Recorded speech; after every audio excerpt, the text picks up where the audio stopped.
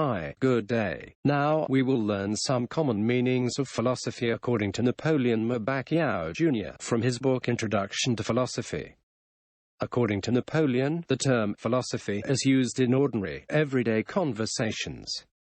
These meanings, however, may be too general or overly simplified and even inaccurate, but they serve as convenient starting points toward a more refined understanding of philosophy. Among the ordinary meanings given to philosophy, let us focus on the following three that philosophy refers to. 1. Ideas, views, principles, perspectives, or beliefs. 2. The activity of reasoning. 3. An academic course or degree.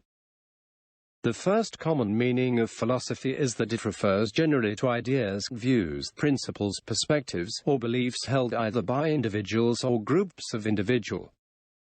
Regardless of the specific nature of these ideas, views, principles, perspectives, or beliefs. By their specific nature, we mean whether they are religious, cultural, scientific, historical, or psychological, among others. When, for instance, someone asks us about philosophy of life, the person is presumably asking us about beliefs and principles such as ethical rules that we have held on to throughout the years to overcome life's difficulties or challenges, that have given us a sense of purpose in living or that have significantly helped us in achieving a certain kind or level of success. These beliefs, principles, and the like are often conveniently referred to as forming a person's philosophy of life. Take another case when a company manager and a basketball coach who have successful careers are asked, respectively, about the philosophy of management and philosophy of coaching. They will most likely talk about the beliefs and principles that they have held on to, or that has served as some kind of formula for their successes.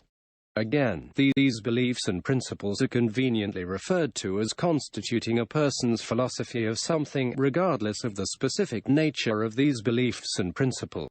The second common meaning of philosophy relates to the way we Filipinos ordinarily use or understand the meaning of the word pilosopo, the literal Filipino translation of the term philosopher. If philosophy is the activity of the philosopher, then philosophy is the activity of the pilosopo. But who is the pilosopo? Or what does a person called a pilosopo do? It shall be observed that a person that we call a pilosopo, in most cases, is one who likes to reason out or to engage in the activity of reasoning. The circumstances or cases, however, in which a person is labeled a pilosopo are varied.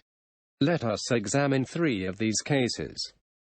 In the first case, Pedro calls Juan a pilosopo when Juan engages in reasoning just to evade or cover up an obvious truth, especially if this truth puts Juan in a bad light.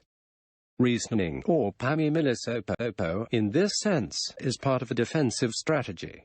In the second case, Pedro calls Juan a pilosopo when Pedro perceives that the intention of Juan in engaging in reasoning is simply to irritate or annoy Pedro or somebody else. And in the third case, Pedro calls Juan a pilosopo when Pedro wants Juan to stop in his reasoning for the sole reason that Pedro, for whatever reason, does not like to engage in an argumentation. In sum, a pilosopo is one who engages in reasoning for the purposes of covering up an obvious truth, annoying someone, and engaging someone in an unwelcome argumentation. The third common meaning of philosophy is that it refers to an academic subject or course that is taught usually in colleges, universities, and seminaries. In this course one usually studies reasoning skills and different theories about the nature of reality, morality, society and justice, religious beliefs, and knowledge, among others. Consequently, an academic degree in philosophy can be pursued either on the bachelor's, master's, or doctoral level. Those who pursue this degree are often perceived as having the intention of becoming a lawyer, a priest, or a teacher of philosophy. Those three common meanings indicate that philosophy has become part of our everyday lives, but they are only partially correct. Here are the counterbalance or counterclaims of that definitions. First, philosophy does involve or refer to ideas, beliefs, principles, and the like. But it is necessary to note that not all ideas, beliefs, principles and perspectives can be considered philosophy. Some ideas are just plain stupidity. For example, when one's idea is to wipe out the entire humanity or to abuse people. Second, philosophy does involve the activity of reasoning.